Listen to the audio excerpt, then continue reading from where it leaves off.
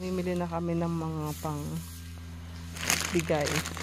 99, ano ba yan? Na 69. Ito 69. Ang ganito karami.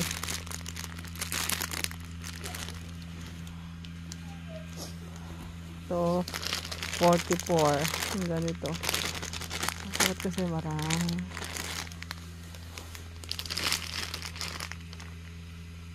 59. 64. Hoy. Ito 34. Goodies. 120. Mentally dyan. 270 something. 89.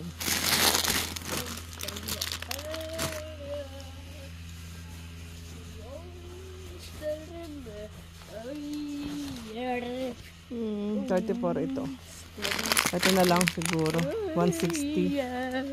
Ito ang pinakamura. Pambigay. Ito na lang. Tapos pambigay-bigay na grocery.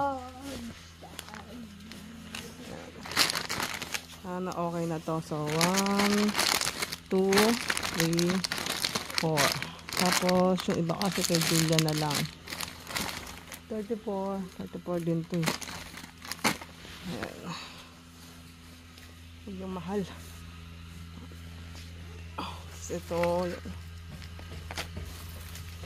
Mga ito mura lang to. Pwede na. Not bad. Mama, South Africa is home. Para costa rin Yeah. Only the cheap one I bought. Tapos, sa Christmas decor naman, guys, hindi na ako namili kasi meron pa naman kami from last year. So, ayokong bili ng bili at hindi ko rin alam kung saan namin ilalagay. Ayan. So, parang pangkalat na lang siya. So, pagtsagaan ko na lang yung pagtsaganin. Kung ano yung nasa bahay. Ayan, guys. So, mga Christmas decor. Kung mahilig ka mag-decor, baka ikaw yung palit ng palit. Ayan. Pero ako kasi hindi gaano. Ayan. Tapos, ito yung mga nabili namin, guys. Mga pang bigay-bigay lang. Wala, may makuha lang sila, ganyan. Diba? Tapos, ito naman yung aming Christmas decor, same as before. O, diba? Simple lang. Guys, diba? Walang natira dito kasi nag-Halloween tour yung mag-awa ko at kasama yung kapitbahay.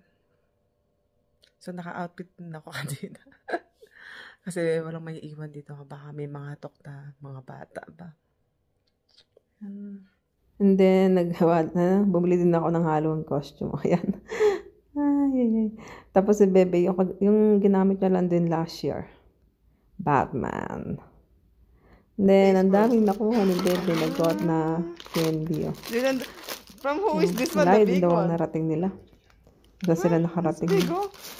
Pero iba, ayaw nila. Ayaw nila nang kinakatok sila. Ayan, guys. Ayan si Bebe. Little by little. Tapos, ito naman yung Stella, Batman and Predator.